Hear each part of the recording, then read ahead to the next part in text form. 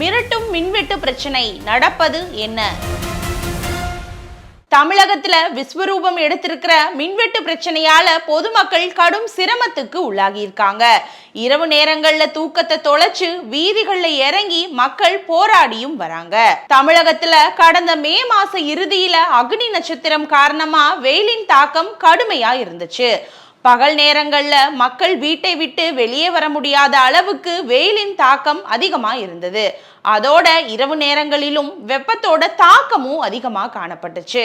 இதுக்கு மத்தியில தான் தமிழகத்தோட பல்வேறு பகுதிகளில் அப்பப்போ மின்வெட்டு பிரச்சனை தலை தூக்குச்சு. உதாரணமா சென்னை மற்றும் புறநகர் பகுதிகளில் நிலவரத்தை பார்க்கலாம். சென்னை மற்றும் புறநகர் பகுதிகளில் இரவு நேரங்கள்ல நீண்ட நேரம் மின்சாரம் தடைபட்டுச்சு. இதனால பொதுமக்கள் கடும் அவதிக்கு உள்ளானாங்க. பொதுமக்கள் சாலைகள்ல இறங்கி போராட்டத்தையும் நடத்தினாங்க. இதுக்கப்புறமா சில நாட்கள் மின்வெட்டு பிரச்சனை ஏற்படாம இருந்துச்சு. ஆனா ஜூன் முதல் வாரத்துல இருந்து மீண்டும் இரவு நேரங்கள்ல மின்வெட்டு பிரச்சனை விஸ்வரூபம் எடுத்துச்சு. நள்ளிரவு நேரங்கள்ல ஏற்படுற மின்வெட்டு காரணமா குழந்தைங்க, முதியவங்க மற்றும் நோயாளிகள் தூக்கம் இல்லாம தவிச்சும் வந்தாங்க.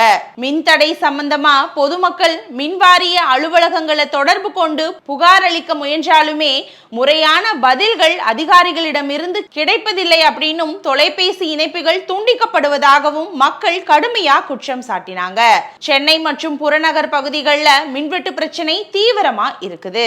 ஒரு சில இடங்கள்ல பல மணி நேரம் மின்வெட்டு ஏற்படுது. குறிப்பா முதல்வர் விஜயோட பெரம்பூர் தொகுதியில இருக்கிற வியாசர்பாடி பகுதியில அண்மையில மக்கள் கடும் போராட்டத்துல ஈடுபட்டாங்க. குறிப்பா முதல்வர் விஜய் வசிக்கிற நீலாங்கரை பகுதியில மின்வெட்டு ஏற்படுது. இதனால பொதுமக்கள் கூடுவாஞ்சேரி மின்வாரிய அலுவலகத்தை முற்றுகையிட்டு போராட்டமும் நடத்தினாங்க. முட்டுக்காடு பகுதியில திருப்போரூர் எம்எல்ஏ விஜயராஜ் கிட்ட பெண்கள் வாக்குவாதத்திலையும் ஈடுபட்டாங்க. அவங்கள எம்எல்ஏ சமாதானமும் செய்ய முயற்சி செஞ்சாரு. திருவள்ளூர் மாவட்டம் பெரியபாளையத்தை அடுத்த ஆரணியிலும் மின்வெட்டை கண்டித்து மக்கள் சாலை மறியல்ல ஈடுபட்டாங்க.